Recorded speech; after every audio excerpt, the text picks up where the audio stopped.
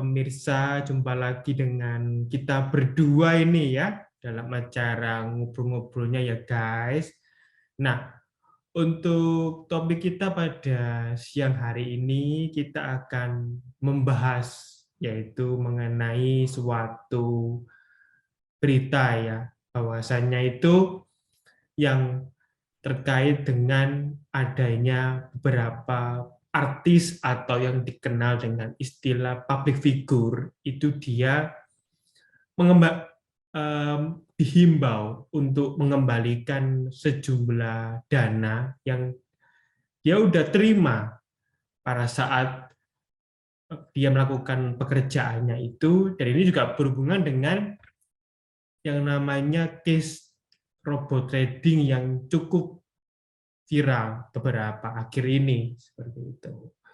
Dan dalam membahasnya, saya pun juga tidak sendirian ya, ada rekan saya yaitu Erika kan gitu. Nah, kalau menurut Erika sekarang kan istilahnya yang namanya artis ataupun public figure ini kan memang dia itu kalau dibilang apakah dari awal dia tahu oh ini kira-kira yang namanya robot trading ini bakalan bermasalah juga ya enggak kan gitu. Tadi mereka kan kalau dari awal mungkin mereka bisa tahu ini kira-kira bakal menimbulkan masalah.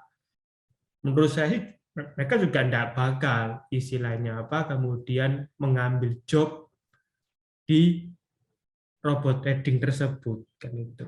Nah, sekarang setelah ini kemudian booming dan segala macam, lalu istilahnya dari pihak yang berwajib ini kemudian mulai menyelidiki, wah ini kira-kira aliran dananya ini kemana aja. Nah, didapatlah si beberapa artis ini yang memang sempat istilahnya dipergunakan jasanya oleh baik itu penyelenggara jasa aplikasi ataupun penyedia jasa dari si robot trading ini, sehingga sekarang dari pihak yang berwajib ini kemudian menghimbau, ayo uangnya dikembalikan. Nah, menurut Erika sekarang, apakah sebetulnya artis ini tuh kalau disuruh mengembalikan dana, itu apakah memang sudah sesuai nggak sih Erika? Atau memang kalau menurut Erika loh, mereka itu kan bekerja, istilahnya sudah menjalankan pekerjaannya, dan mereka mendapatkan bayaran. Nah, sekarang kemudian karena ada masalah seperti ini, lalu mereka disuruh mengembalikan dana. Gimana menurut Erika? Kalau aku sih personally harus lihat dari case by case ya. Kalau misalnya gini, eh posisi sang artis ini apa dulu kan gitu. Kalau kalau yang kita lagi viral sekarang kan yang money laundry. Jadi kebetulan dia itu adalah salah satu bilangnya afiliator dari sebuah trading gitu kan. Mungkin dia bilangnya trading, ternyata orang-orang bilangnya gambling kan gitu. Jadi kalau dari aku sih mungkin kalau yang seperti itu mungkin bisa bisa dikenai tindak pidana dalam artian emang yang duit dia dapat itu eh, mestinya nggak seperti itu kan gitu. Kalau kalau yang artis yang lain misalnya dia mengisi sebuah acara dari perusahaan ini atau mungkin branding dari perusahaan ini, kalau aku bilang mereka ya mereka kan kerja ya gitu loh, dan itu adalah hasil jeripayah dia waktu mengisi sebuah acara atau mungkin waktu dia Hmm. jadi ambasador diharuskan untuk pergi ke suatu lokasi yang kan mungkin kayak roadshow biasanya kan gitu, kalau ambasador biasanya harus roadshow gitu kan dari Hmm. Jawa atau mungkin keluar Jawa kayak gitu-gitu. Jadi kalau aku bilang untuk mereka sih rasanya itu lebih lebih cenderung kayak upah kerja, karena yang mereka lakukan adalah suatu kontrak kerja gitu loh, bukan bukan yang memberi ilusi ke masyarakat yang kayak gitu-gitu kan juga enggak gitu loh. Jadi Ya, kalau ya. aku bilang mungkin harus case by case sih lihatnya kayak gitu. Nah, kemudian begini loh Erika, sekarang kan memang istilahnya kalau dibilang kan berarti sebetulnya kalau dibilang posisi si artis ini kan berarti sebetulnya juga dapat dibilang ya nggak begitu safe kan. Jadi ketika dia sekarang misalkan terima job sebagai brand ambassador ataupun sebagai influencer lah, nah itu kemudian apakah misalkan itu kemudian ketika dia sudah kemudian udah mulai bekerja, lalu kemudian dia udah mulai ya namanya brand ambassador ataupun influencer, ya secara tidak langsung dia pun juga pasti akan mempromosikan tentang oh ini loh produknya, oh ini istilahnya tentang benefitnya. Karena ya kalau menurutku itu bagian dari tugas seorang brand ambassador. Nah, mungkin cuman istilahnya berbekal apa ya, cuman fisik doang, cuma pasti juga mereka juga harus memiliki knowledge juga terkait dengan oh kira-kira aku ini lagi istilahnya sebagai apa untuk menampilkan apa dalam jenis apa kan begitu. Jadi ada produk yang mereka pasti juga akan secara tidak langsung mereka mempromotnya kan begitu Erika. Nah, apakah kemudian di sini misalkan kalau diketahui dengan kalau si artis ini kemudian mempromosikan robot trading dan itu pun di kemudian hari diketahui juga wah ini ternyata ini scam ini. Kemudian juga ada unsur pencucian uangnya. Nah, apa kemudian sekarang artis ini juga dapat dikatakan itu bersalah nggak sih Erika?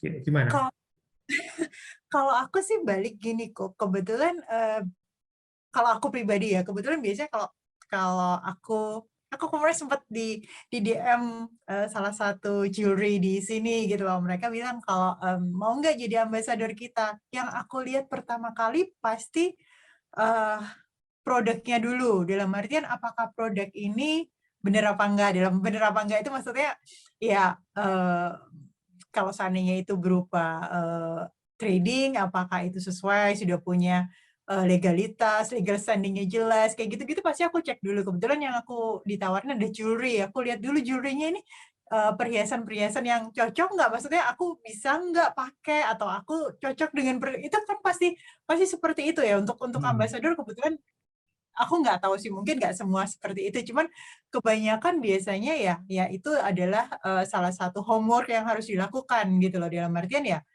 ya kalau dia jadi ambasador dia harus apa ya, berani tanggung jawab apapun yang dia katakan. Nggak bisa juga cuma bilang oh ini skrip dari pemilik perusahaan atau dari pihak public relation-nya kayak gitu. Itu nggak bisa sepenuhnya bilang seperti itu, karena dia sebagai ambassador itu sudah harus bisa tanggung jawab. Kalau seandainya dia bilang oh produk ini adalah produk yang sudah ada legal standing-nya dijamin oleh OJK kayak gitu-gitu, dia harus benar-benar tahu loh. Nggak bisa juga dia cuma baca skrip terus dia ngomong gini gitu, itu bisa dikenai apa ya, penipuan apa masyarakat kayak gitu loh.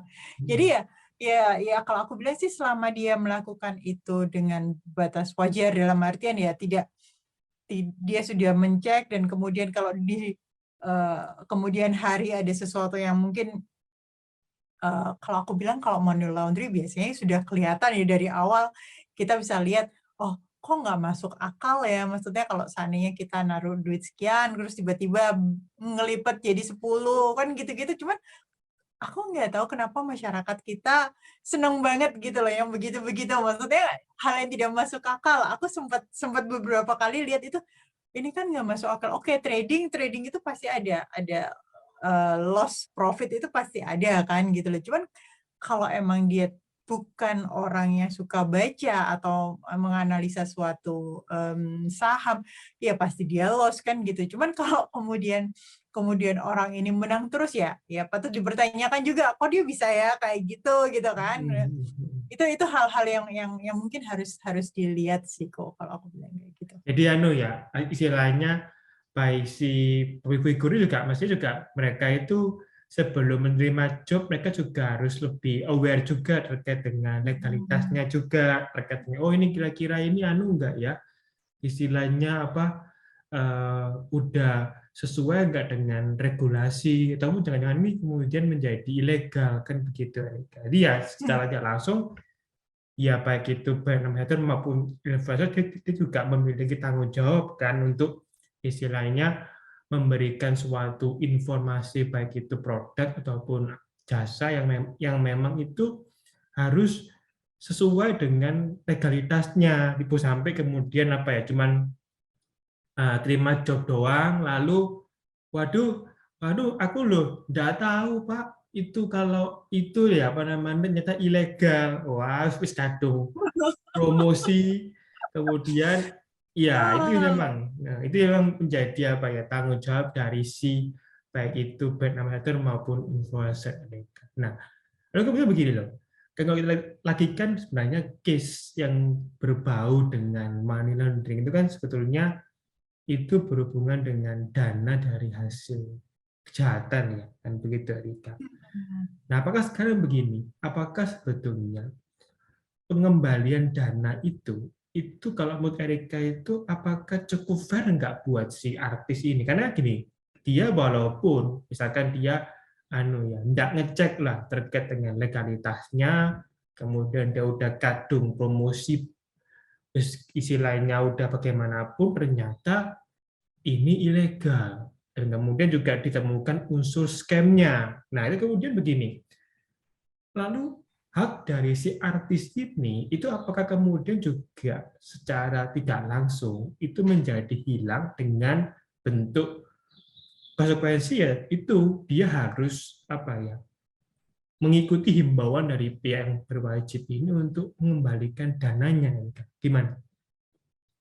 kalau aku bilang sih kalau mungkin ngembalikin 100% ya enggak juga ya. Kalau maksudnya gini kita tuh ya harus menghargai lah kalau orang kerja ya di mana-mana juga harus diberi upah kan gitu. Cuman mungkin dari sisi nominalnya yang biasanya sih kalau ambasador terus kemudian yang ilegal-ilegal gini kan nilainya fantastis gitu. Kadang-kadang nggak Hmm. masuk akal. Kalau aku kadang-kadang kalau udah dilihat gini, oh masuk akal ya tawaran kontraknya pasti kita yang ya maksudnya kita yang biasa lihat gitu-gitu pasti kita ngelihat jangan-jangan ada apa-apa kan gitu. Cuman ya kalau aku bilang balik lagi kalau kalau untuk pengembalian 100% sih mungkin mungkin deh jangan 100% ya. Mungkin bisa 70% dari total kontrak misalnya seandainya 1 M gitu ya.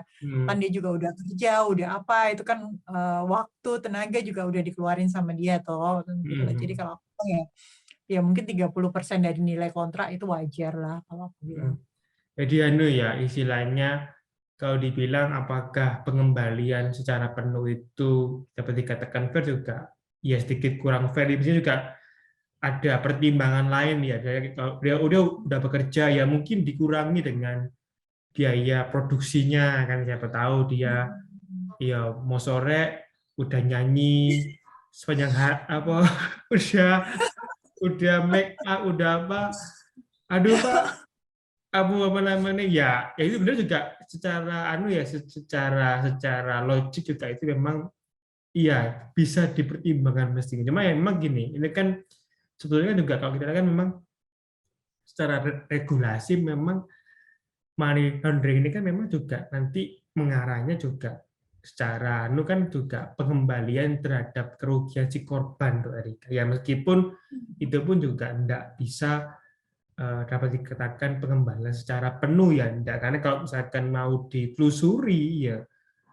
yang namanya money laundering kan ya udah pasti dibelikan yang ya sudah lah istilahnya yang istilahnya masa Erika bayar parkir dari hasil apa namanya istilahnya money laundering kemudian diminta itunya uang parkirnya Hmm. kan juga enggak mungkin pasti ya juga itu kalau menurutku apakah bisa sampai kembali itu juga emang juga hanya apa namanya kemungkinan itu ya enggak bisa sepenuhnya untuk mendapatkan pengembalian terkait dengan dananya tersebut kan begitu Erika.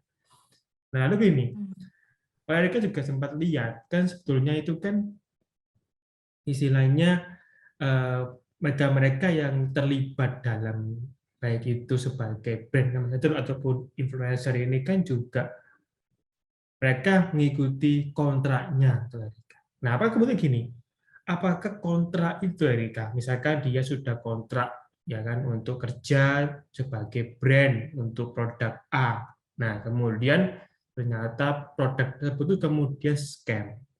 Di sini apa kemudian sekarang si artis ini itu ya untuk perlindungan hukumnya itu pun juga secara tidak langsung menjadi batal karena walaupun itu dia udah tekan kontrak ternyata di kemudian hari ditemukan wah ini ternyata anu ya produknya itu ataupun yang dipromosikan itu ilegal. Nah, ini gimana Erika terkait dengan perlindungan hukumnya terkait dengan artis ini?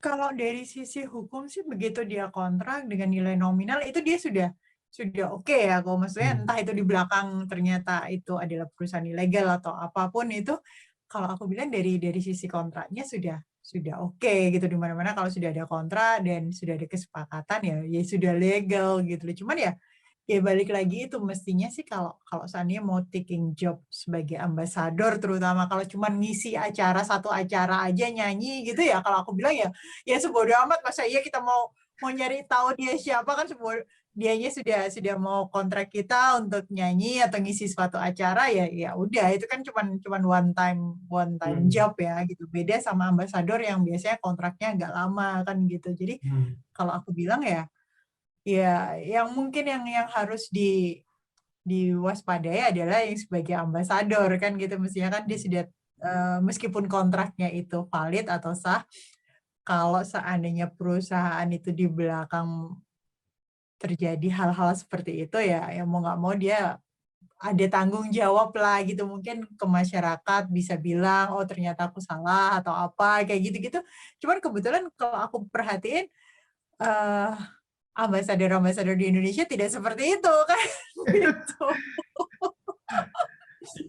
Jadi Jadi gimana? Ya itu tadi sih. Jadi anu kan, istilahnya mereka juga mungkin juga tidak terlalu anu ya, apa namanya merasa aware juga karena bagi mereka ya aku jobnya sebagai itu brand ambassador ya cuman karena mungkin juga mereka juga lupa juga untuk melihat oh terkait dengan ini harusnya ada izinnya apa enggak kan begitu Erika kemudian ini kira-kira istilahnya diperbolehkan apa enggak ya itu mungkin yang agak sedikit miss karena juga ini pun kalau secara kontrak pun juga kebanyakan kalau dalam kontrak kerja itu kan ya jarang juga ya mereka menyantumkan terkait dengan oh ini berizin atau apa ya juga jarang karena kalau kontrak bisnis ya langsung aja bicara tentang apa namanya haknya apa kemudian bayarnya itu berapa kan begitu ya cuman ya gitu doang sih ya ini mungkin juga salah satu hal yang bersifat apa ya kecolongan juga di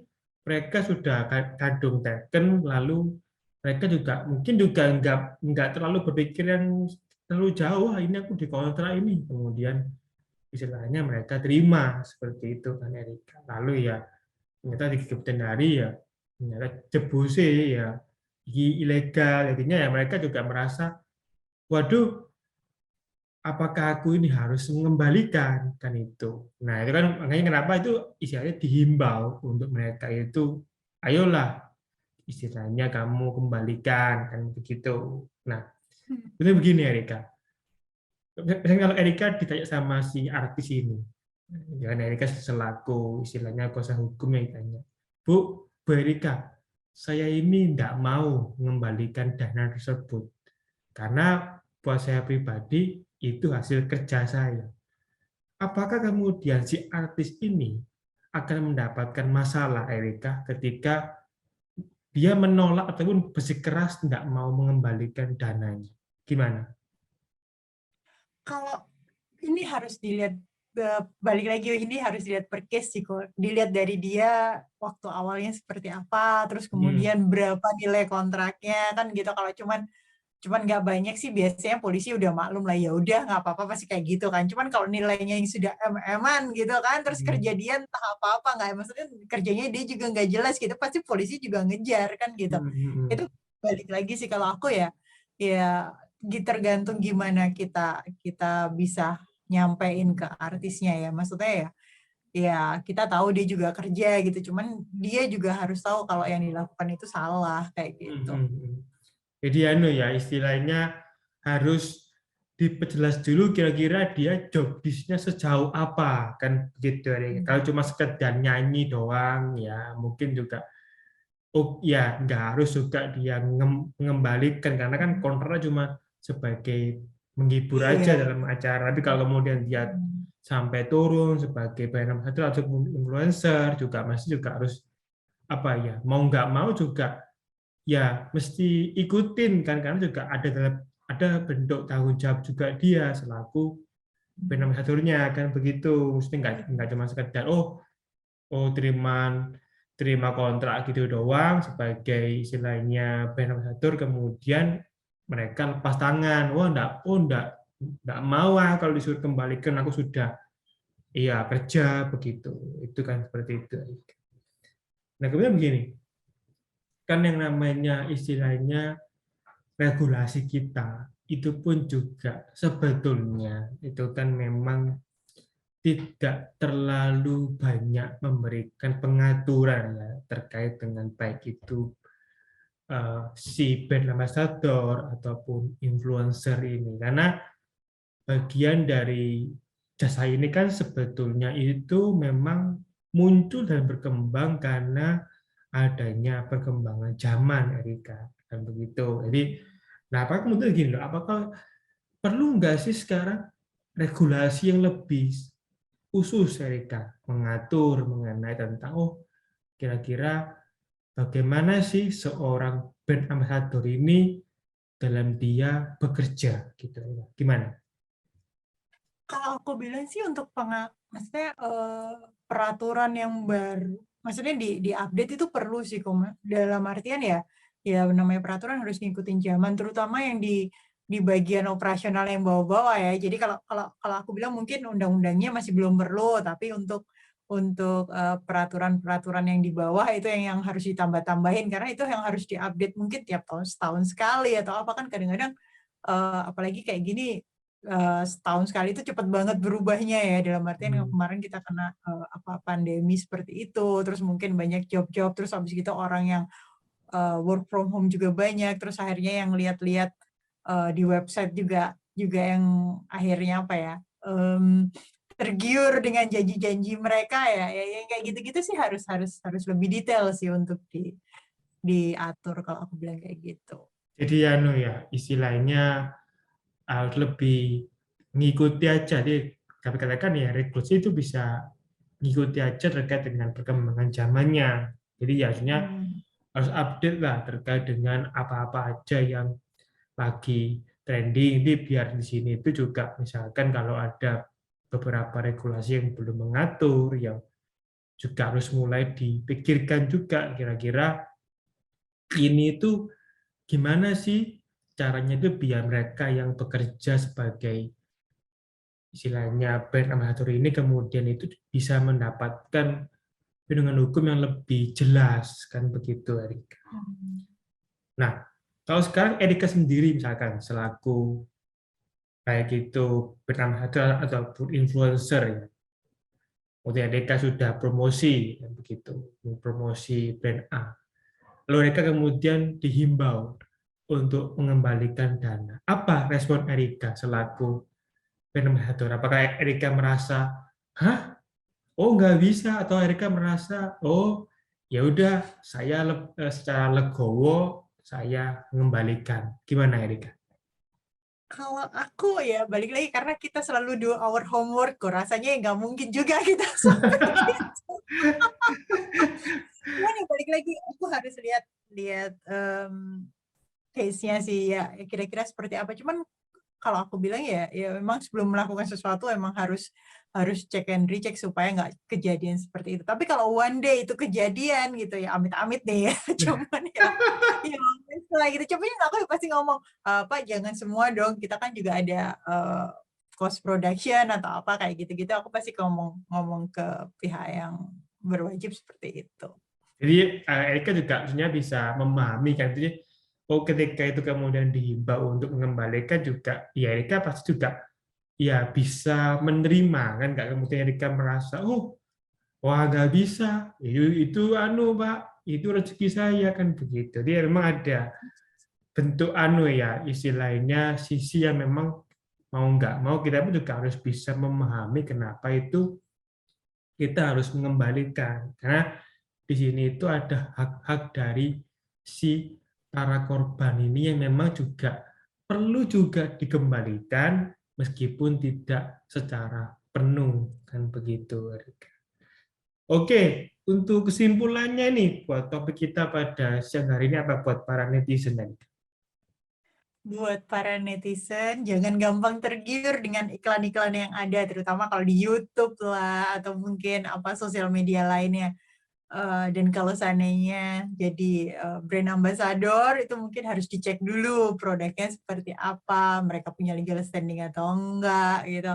Itu mempermudah kalian di kemudian hari supaya nggak terjadi atau kena imbas masalah seperti ini. Oke, kalau saya pribadi saya tambahkan ya, buat para netizen juga, misalkan istilahnya bagi yang sudah terlanjur juga ya sebagai brand ambassador ataupun influencer itu kemudian dan hari juga diketahui ternyata produknya itu istilahnya ilegal. Nah, kalau misalkan ada himbauan itu untuk dikembalikan dananya juga, ya alangkah baiknya juga ngobrol dulu sama pihak yang berwajib tersebut, kemudian dijelaskan. Nah, kalau emang misalkan ada sisi beberapa dana yang sudah dipergunakan untuk bagi itu produksi dan sekarang itu juga disampaikan aja. Kalau saya juga alangkah baiknya juga tetap bersifat kooperatif karena